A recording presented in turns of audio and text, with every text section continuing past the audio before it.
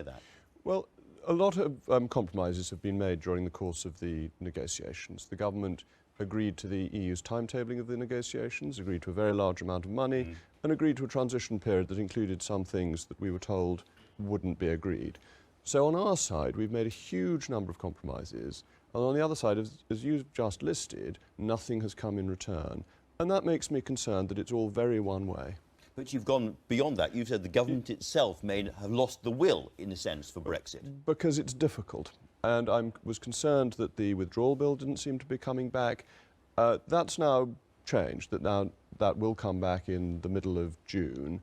And I'm reassured in the last week. I think the government has made it clear that it is still committed. But there are concerns, inevitably, at the way the negotiations are proceeding. And we've heard this week that the Cabinet has apparently agreed that as a backstop to the Irish border issue, if nothing else can be agreed, we might stay in something very, very like the customs union for years ahead, 2022 or beyond. Would that be acceptable to you? That's a real problem, because the customs union on its own does not solve the seamless border issue. If you go and look at the Turkish border, which is in a customs union, alignment. Absolutely right. You require regulatory alignment as well, and that means the single market. And so if we were to stay as a rule taker, as a vassal state, for an indeterminate period, that I think would not be delivering on Brexit. And if you offer a backstop that is more attractive than anything that you're likely to negotiate from the other side's point of view, the backstop ends up becoming the front stop. So it's not acceptable. We're running out of options on the Irish border at the moment. You've suggested two things. Can I ask you, first of all, do you think that John Thompson, who's head of the HMRC, is still a very capable man? I do think he's a very capable man. Whether his figure of £20 billion for the cost of administering Max Vac is right, I don't know. That would be 5% of our combined EU trade, and it seems a very high figure, and much higher than other countries, or than what we're already doing. That, bear in mind, if it's like that, or anything like that, it puts Max Vac impossible. Well, I think you want to go back to looking at how we deal with goods coming into Southampton and how that is managed by HMRC. The very low level of inspections. Most inspections are done on food, and other inspections are intelligence-led. As food standards in the EU will be ones we're completely comfortable with, that level of inspection won't be needed. So I think you want to go back to where you're already doing it, and already doing it successfully, and apply that. And I think actually both Max Vac and the customs partnership have been a tendency to overcomplicate things. So there are problems with both of them. When it comes to the Irish border, you have said there is another answer, which is simply, if they are not going to negotiate seriously with us, we politely and courteously say thank you very much, and we walk away. The trouble is, that is illegal, isn't it? No, it's not illegal. What makes you think it's illegal? Under the World Trade Organization rules, which we would certainly have to sign up to after leaving the EU, then if there is a customs union on one side and us on the other, there has to be a border, and if there isn't, every single member of the WTO could take us to court. It's 160 countries. Hold on. You're confusing two things, if I may. You're confusing a border with a hard border. There already is a border. There is a border for excise duties, there is a border for currency, and there's a border for currency, among other things. Right. But if you look at Article 24 of the General Agreement on Tariffs and Trade, that has two exemptions that may be useful. One is for dealing with contiguous countries, and the other is in establishing a free trade agreement with a group. So we'd have to have a free trade agreement with the EU? Hold on. Patience. What you have to do is great virtue, and virtue is a grace, and grace is a little girl who doesn't wash her face, as I'm sure your listeners will want to hear. But you can say we are working towards a free trade agreement, which we will be doing, and as long as both sides say this, you can then go on to say, and therefore we will, for an interim period, which can be up to 10 years, we will maintain the current arrangements, and that's perfectly legal. And actually, I discussed this on one of the BBC's other programmes last week with an expert, and we ended up agreeing that this was the case. Well, I'm no expert, as you spotted already. However, Sir Ivan Rogers, who was our ambassador to the UK, is an expert in these things. He has saturated himself in this for years and years and years, and he says the full EU regime will apply automatically, and that necessitates a hard border. Forget all the endless repetition of on the EU and Dublin's head be it, we won't erect a hard border, it'd be their choice. That is simply legally untrue at WTO level. That's Sir Ivan Rogers. Well, I think he must have a look at Article 24 of the General Agreement on Tariffs and Trades, and then he will be better informed. You think he's simply wrong on that?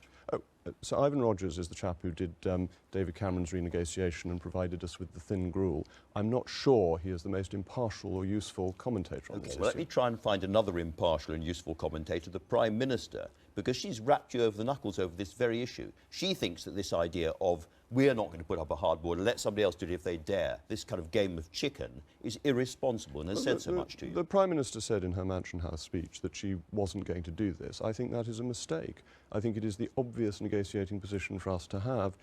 Bear in mind, the Irish economy is heavily dependent on its trade with the United Kingdom. It is overwhelmingly in the interests of the Republic of Ireland to maintain an open border with the United Kingdom. And I think if you're going into a negotiation, you should use your strongest cards. And just to tear one of them up and set hairs running on other issues is, I think, an error. OK, there's lots of errors that you think the government have made at this point, and things are, as it were, we're getting stuck in the sand. The wheels are whirling around and we're not moving forward at all. Are we now at the point where we have to walk away? No, I very much support the Prime Minister in her approach to remaining within the negotiations. I think it's important to obey the formalities and the courtesies, but I think we should be clearer and stronger. Basically, the deal is very simple. We are paying a very large amount of money, £40 billion, and in return we want a trade deal. Everything else is essentially incidental to that. The £40 billion is of great importance to the EU because after March next year, it still has 21 months of the multi-annual financial framework, and it expects that to be funded by the UK. It would have to cancel projects or get more money out of the Germans if it doesn't get our money. But we've agreed to this already. No, we haven't, because nothing's agreed until everything is agreed. And therefore we should reiterate that and say quite clearly that if we don't get the trade deal we want, you don't get the money. And that's a very strong negotiating position. Is that a message for this summit? Do you think Theresa May should go and say, I know I agreed the 40 billion, but frankly, the way things are going, I'm changing my mind? I think it's worth reminding them that nothing is agreed until everything is agreed, which is clearly set out in the December text, because the issues you mentioned, Galileo and so on, the European Union thinks it's in a position of negotiating strength. Without our money, it faces a real crisis next March, when it's facing problems from other countries too. If I were the EU, I might be a little bit more worried about what's going on in Italy than whether the UK can remain a full member of Galileo. That seems to be more important to the structure and the fortunes of the European Union. You have adopted a kind of demeanour of this, of kind of very, very punctilious and polite menace towards the Prime Minister. There's no menace in me at all. There's plenty of menace in you. The ERG has constantly said, you can't do this, you can't do this, you can't... And then she goes and does it, and you pull back, because actually you're a phantom army. You have no possibility of taking on the Prime Minister over any of this stuff, because you don't want Jeremy Corbyn. Well, certainly I don't want Jeremy Corbyn. I do not approach talking to the Prime Minister in the way that you suggest. It's not for me to say, you must not do this, you must not do that. I'm very respectful of the great office that Theresa May holds. And presumably of Theresa May herself. And of her, whatever of she's course, doing, yes. she's working ferociously hard, That's absolutely right. night and day, long hours to try and get this deal. And again, I say this with great respect, but it's relatively easy to do what you're doing, which is to sit at the back of the hall and chuck elegant wine bottles at her. But she is working really, really hard. Can I ask you, if she came to you and said, Jacob, I'd like to make you Under-Secretary of State for this, that or the other, would you join her government? The Prime Minister is not going to be doing that. But if she did? But I want to respond to what you've just said, because I agree with you. I think the Prime Minister is the most impressive and dutiful leader that this country has had. Her expression of duty is something that all Conservatives should admire and applaud. I compared her recently to Geoffrey Boycott, who was my childhood cricketing hero, and I think that is her approach. It is a straight bat, it's a steady approach, and she scores the runs. If she is so great, why don't you ask to join the team? Because I think there are lots of other people who are very able, who are doing it extraordinarily well. You don't think you're up to being an Under-Secretary of State? Frankly, if I were the Prime Minister, I would use my patronage to encourage the pro-Europeans to keep them on board, because I'm going to back her in making sure that Brexit means Brexit from the back benches, and I'm very happy and keen to do that. And you'll back her even if she brings to the House of Commons something like the full customs union backstop that you don't like? I will back the Prime Minister delivering on the promises that she's made in the Conservative Party manifesto and in her various speeches and in all the commentary she's made around it. Political gossip is a very different matter, and I think one can't work out from political gossip situations that may or may not happen. Everybody's against political gossip until they're really at the centre of what they want to do. Oh no, political gossip's great fun. I'm not against it. That's great fun, but it's not determinant. Do you have what it takes to be a Prime Minister? I don't wish to be Prime Minister. I'm very happy being a backbench Member of Parliament. My concern... Can I ask you one question that you have, if I may say so, elegantly avoided up to now, but is a very important one. Are there any circumstances whatever in which you would challenge Theresa May for the Prime Ministership? Of course I wouldn't challenge Theresa May. That's a ridiculous idea. No circumstances. The Prime Minister has my full support to remain as leader of the party. As I've said many times, my concern, my sole ambition, other than being Member of Parliament for North East Somerset, is that Brexit should happen. That's what I want to support, and I want to support the Prime Minister and the Conservative Party in delivering that. Is your message to the Tory party that if we get rid of Theresa May under any circumstances, that threatens the entire Brexit project? I think Mrs May is crucial to the Brexit project, yes.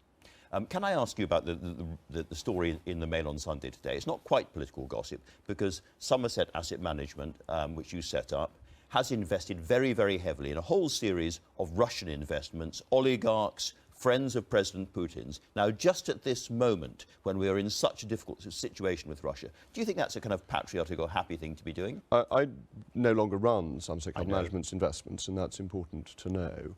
Somerset Capital Management is an emerging markets investment management company. We manage clients' money. It's not our own money, it's clients' money, and they have asked us to invest it in emerging markets. We have a fiduciary duty to them to invest it as well as we can in businesses that we think will do well, subject to the law of the land. And that is what we do. We can't run our investments on my political opinions. I think we should be much tougher on Russia. I think we should impose the level of sanctions that America has imposed on Russia. Isn't it awkward to be making so much money from these investments while at the same time disapproving of them? You misunderstand how investment runs. No, I don't. I understand exactly. No, I think you have moral authority. No. You have moral responsibility, at least, for the money that's coming into your bank account. You're assuming I make money from these investments. I don't. These aren't my investments. They are our clients' investments, who are mainly You make money from Somerset Asset Management, which makes money from these investments. But that's by second degree.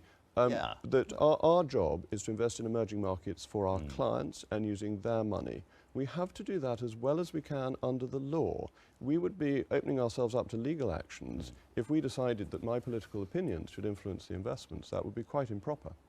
In the new world after Brexit, we are going to have our new alliances which will matter very, very much to us, and above all with the United States.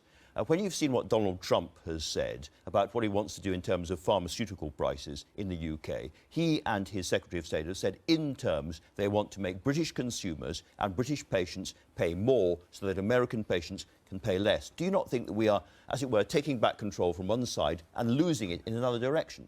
No, I don't. Donald Trump is a very interesting political figure.